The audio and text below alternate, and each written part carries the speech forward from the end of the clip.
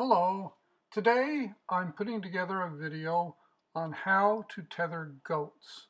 This is the result of several years of failed attempts where every 10 minutes I had to trot on out to where the goats were and get them untangled either from each other or from themselves.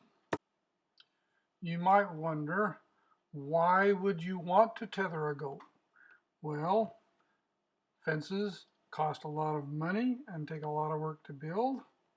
Besides that, fences, in my opinion, are kind of ugly. I would prefer not to have fences if I can avoid it. And fences restrict your activity. You can't just go running around or driving a bicycle or motorcycle or dirt bike or whatever you want through the place, play soccer, those kind of things. The fence restricts your activities. So if at all possible, I would like to have an area that doesn't have a fence. But at the same time, I would like to feed my goats. And so I'm going to tell you what works, and I'll spend quite a bit of time talking about what doesn't work, so you don't have to make all of the same mistakes that it took me a couple of years to figure out. Wouldn't that be nice if you could just let the goats roam around the yard, free range, without any restraint at all? Well, if you do, I will promise you, you can't have rose bushes, flowers, shrubs, trees that aren't very tall, a vegetable garden, any of that kind of stuff, because the goats will eat it all to the very ground. There's an old saying that a goat on a tether is a meal for a predator. Well, I haven't found that to be exactly true. I've had the goats tethered up now for quite a few years, and I have never yet had a goat eaten by a predator, and I hope that stays true. But I follow a few simple rules, and I'll tell you what they are. The first one is that I leave the horns on the goats so they can protect themselves.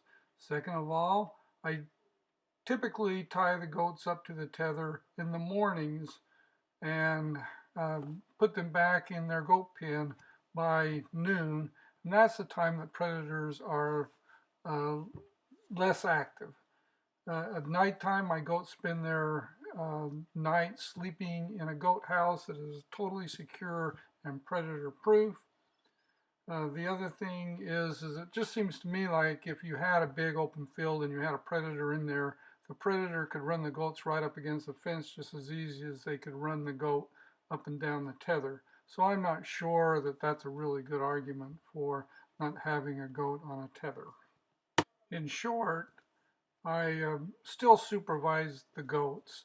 I don't go places and just leave them tied up and then come back at the end of the day and expect everything to be fine. One of the things I learned quickly was that you had to tie the goat up to a dog leash. If you tie it up to a rope, they'll twist and twist around, and the rope will get around their legs, and they will be tied up all by their little selves. My goats wear a loose-fitting collar all the time. I use the dog leash to lead the goat out to the tether. I connect it to a separate rope that's always attached to the tether. You'll notice one other thing is that I make sure that I space the goats out very carefully so only their noses touch. Come here, goat. Goat, come here. Come here. Okay, we got a dog leash coming to this little rope right there. Hey, goat. And a little clip right here. Allows me to clip on real fast. And a pulley that just comes along like that so the rope doesn't fray. And it gets to the stop right here. Stops. Just a knot. Coming this way. Whoa. Hold the phone with one hand. Coming down, coming down, coming down. There's a knot right here. and that stops in plenty of time so the goat doesn't wrap around itself around the pole. The rope is on, the rope, all knots on the rope, and the ends like this are bowlines. Nice loop so I can take it on and off the pole. It seems to work.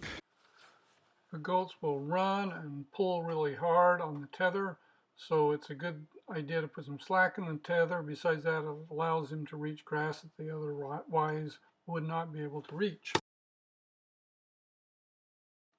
Well, let's review some of the things that we've learned.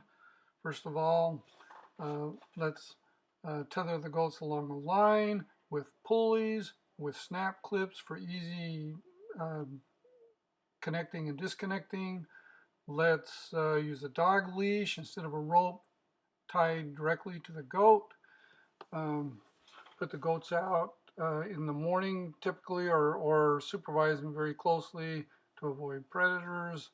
And a couple of things that have not worked is tying a goat to a stake.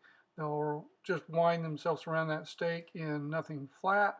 I've tied goats to cinder blocks so that they could pull the cinder block maybe a little bit, and they pull it a lot. They also wrap around the cinder block. I've tried 2 cinder blocks per goat, and the goats still manage to drag those things along and get up to the rose bushes or whatever and eat them. What else can I say other than go ahead and tether your goat? So here's a view of the goats all tethered up, eating, chomping away, happy as clams.